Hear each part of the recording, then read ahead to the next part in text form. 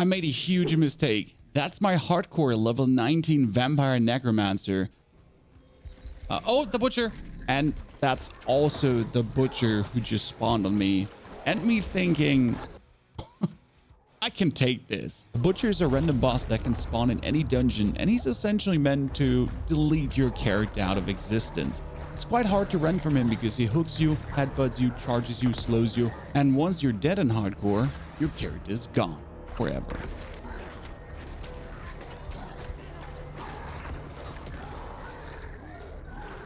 At this point, realization kicks in.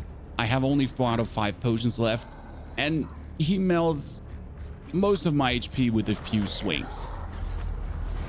I'm kind of panicking and not even talking anymore.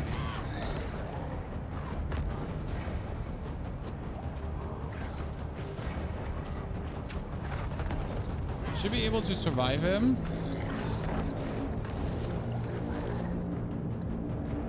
I genuinely considered running. My blood mist makes me unhittable, but also super slow. On the other hand, this is supposed to be my cool, super undying vampire lord necromancer. Okay.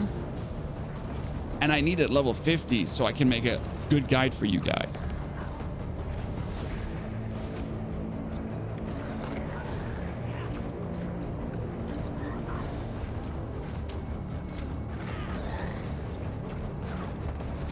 That's 2 out of 5 potion left. And he has more than half of his HP. Not going to make it. But I noticed these hovering blood orbs to the left, which I do spawn with my abilities, and that can heal me. The fun part is I'm making blood orbs, right? And that actually keeps me healthy. You know? Because we're making blood orbs, and we're walking like continuously through the blood orbs.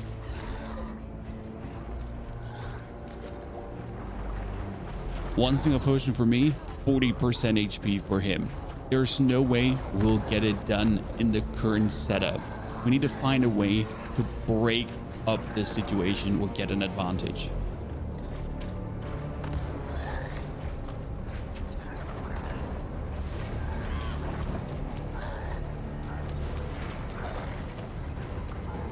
Lucky double potion spawn.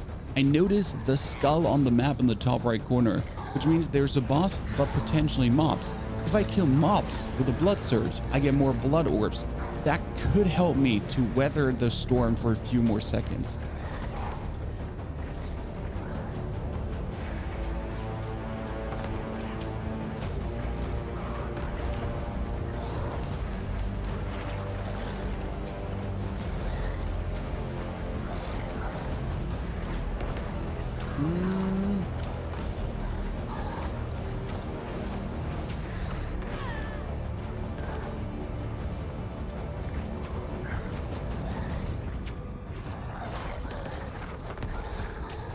Do remember one little thing about my hemorrhage ability. That's my basic skill damage. It actually works through objects. So as long as I can see you and click you, no matter where you are, I can hemorrhage you and deal damage.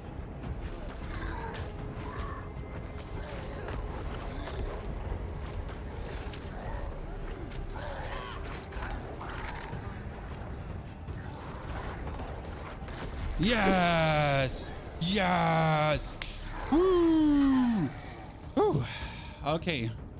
That wasn't it though. Level 36 skill breakdown on how the Blood Surge Overpower Necro works. This is meant to be my level 100 hardcore character. We begin with Hemorrhage as essence production because it can make blood orbs. We'll come more to why you really want blood orbs. Not only do they heal you when you pick up, there's more to come with it. 1 point in enhanced hemorrhage, so you deal damage after picking up blood orb to surrounding enemies and create even more essence. Also, you get bonus attack speed while healthy, over 80%, so you can create even more essence. That gets followed up by Blood Surge, your main skill, which sucks life out of everyone around you and then blasts out a Nova, which will also heal you as you do it against everyone around you. And on top of that, when you damage enemies with Blood Surge, while you're healthy 80% plus, you gain 1 stack, and after 5 stacks, you'll do overpower damage, and that's plus 200-300% damage. So a 200 hit does 1,000 damage, plus then 1,000 damage Nova coming out of it. Then you're going to be putting points in Blood Mist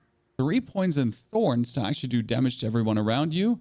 Enhanced Blood Mist, casting skills that overpower reduces the cooldown of Blood Mist by 2 seconds, so you get that back faster. Then also Blood Mist fortifies you for 0.5% base life each time it hits an enemy. That works quite nicely as you're Blood Misting through everyone. Later, we'll probably make Blood Mist create corpses, as we're also going for Corpse Explosion for Essence generation.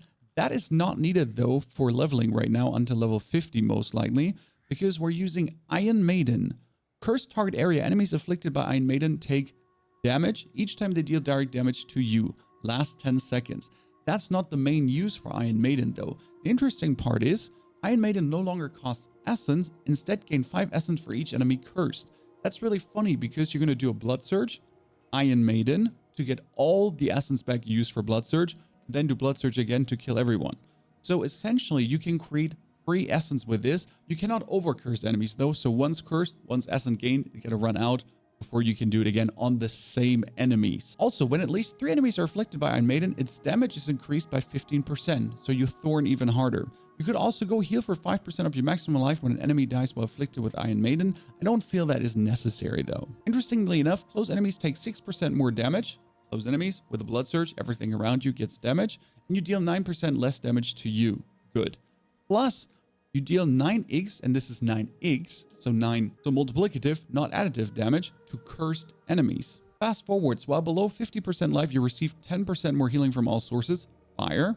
Also, while healthy, your blood skills deal 18x multiplier damage.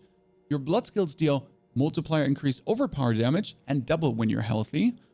Blood Orbs also heal your minions. We're using our Golem with the Golem Slam ability, so this is going to be the Iron Golem that makes enemies vulnerable, which is a 20% bonus damage on your overpower skill that does 300% bonus damage anyways. And then last but not least, hitting enemies with blood skills has up to a 25% chance to fortify you for 2% of your base life. And that one we're going to obviously level up higher, so you fortify even more. We'll also take the Necrotic Carapace in the long run to fortify, because end of the day, this is my Necromancer hardcore build. I want to be super tanky, running in, stunning people with my Golem, and then sucking the life out of them and blasting them away. Now you could say we should play Bone Storm, but I have a big plan actually going on with Blood Wave. That is a tidal wave that blasts out. Blood Wave slows enemies, and also Blood Wave leaves behind 3 Blood Orbs as it travels. And if you wait a few more seconds, I'll tell you why you really want to create Blood Orbs and why Blood Wave is so insane. Your Golem gets stronger, more damage in life. You take less damage, and that gets hired up to 18%, minus 2% for the Golem. And your sacrificial bonuses of the skeletons are 60% more, which is more physical damage reduction, but also you do 40x overpowered damage. So again, multiplicative, more overpower damage. And last but not least, the core skill that makes it so insane, increase your maximum life by 10 multiplicative. After being healthy for 15 seconds, your next blood skill overpowers. So if you stay on 80% life for 50 seconds, then you will always overpower. And you see it in the core. You see it in my life bar, it ticks up constantly and it's always there. So you know when you have it and you know when to do your skill. Now until level 50, aspects don't really matter much, but what you're going to be looking for is picking up the Blood Wave fires 2 additional waves, each dealing 50% less. That's actually the best multiplier you get, damage than the previous one. And that gets paired with one single unique in the long run to make this build absolutely broken. And that would be Blood Artisan's Cuirass. When you pick up 6 Blood Orbs, and it can be up to only 5, a free Bone Spirit is spawned, dealing bonus damage based on your current life percent. The more life you have, the more damage you do. You make 3 Blood Waves. Each Blood Wave leaves behind 3 Blood Orbs. Where you're creating more Blood Orbs with your Hemorrhage ability in general. You can also have Blood Orbs reduce your cooldown for up to 1 second. So you can actually make Blood Wave even more, and even more free Bone Spirits flying out and exploding everything. Also, Blood Surge potentially could be spawning from your minions. Yes, from your Golem as well. And it's going to be the overpower Blood Surge at some point. And also, Blood Surge Nova echoes again after a short delay, dealing 66% less damage. Even though you get the overpower Nova that will do 10,000, 20,000, 30, 40,000 of damage later. Well, sure, half of the damage, but half of the damage for free, slamming in your opponents. A full written guide will follow with a 1 to 50 updated video as I bring this character to level 50 in the next 1 or 2 days. I hope you enjoyed this one. If you're looking more for Minion Necromancer or for an absolutely unkillable, undying Shadow Blight monstrous Shadow Necro, 2 videos, enjoy.